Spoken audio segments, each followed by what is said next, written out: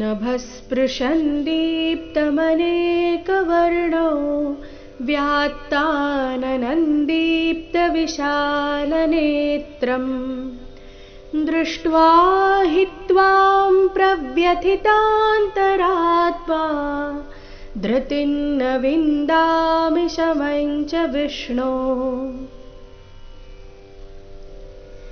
नभस्पृशन् दीप्तमनेकवर्णो नभस्पृशन् दीप्त दीर्घ दीप्तमनेकवर्णो अनुस्वाರದ ಉಚ್ಚಾರಣೆ ನಾಸಿಕಾವ ರೀತಿ ದೀಪ್ತಮನೇಕವರ್ಣೋ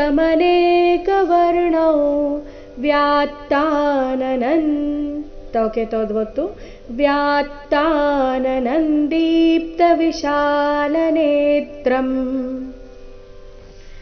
ದೃಷ್ಟ್ವಾ ಹಿ ತ್ವಾಂ ದೃಷ್ಟ್ವಾ ದೃ ನಂತರ ಅರ್ಧಶ ದೃಶ್ ಮುಂದೆ ಟ್ವಾ ದೃಷ್ಟ್ವಾ ಹಿ ತ್ವಾಂ ಹಿ ಮೇಲೆ ತದ್ವಾಘಾತ ದೃಷ್ಟ್ವಾ ಹಿ ತ್ವಾಂ ಪ್ರವ್ಯಥಿತಾಂತರಾತ್ಮಾ ಪ್ರವ್ಯಥಿತಾಂತ ಇಲ್ಲಿ ಥಿ ಮಹಾಪ್ರಾಣ ರಸ್ವ ಮುಂದೆ ಅಲ್ಪ ಪ್ರಾಣ ಇದೆ ತಾ ಸೊ ಗಮನದಲ್ಲಿಡಬೇಕು ಉಚ್ಚಾರಣೆ ಮಾಡಬೇಕಾದ್ರೆ ಏಕಾಗ್ರತೆಯಿಂದ ಮಾಡಬೇಕು ಪ್ರವ್ಯಥಿತಾಂತರಾತ್ಮಾ ಧೃತಿಂ ನ ವಿಂದಾಮಿ ಶಮಂ ಚ ವಿಷ್ಣೋ ಧೃತಿಂ ನ ವಿಂದಾಮಿ ಧೃತಿಂ ನ ವಿಂದಾಮಿ ಶಮಂ ಚ ವಿಷ್ಣೋ.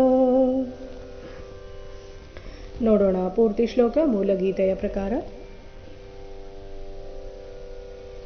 ನಭಸ್ಪೃಶನ್ ದೀಪ್ತಮನೇಕವರ್ಣೋ ವ್ಯಾತ್ತಾನನಂದೀಪ್ತವಿಶಾಲನೇತ್ರಂ ದೃಷ್ಟ್ವಾ ಹಿ ತ್ವಾಂ ಪ್ರವ್ಯಥಿತಾಂತರಾತ್ಮಾ ಧೃತಿಂ ನ ವಿಂದಾಮಿ ಶಮಂ ಚ ವಿಷ್ಣೋ.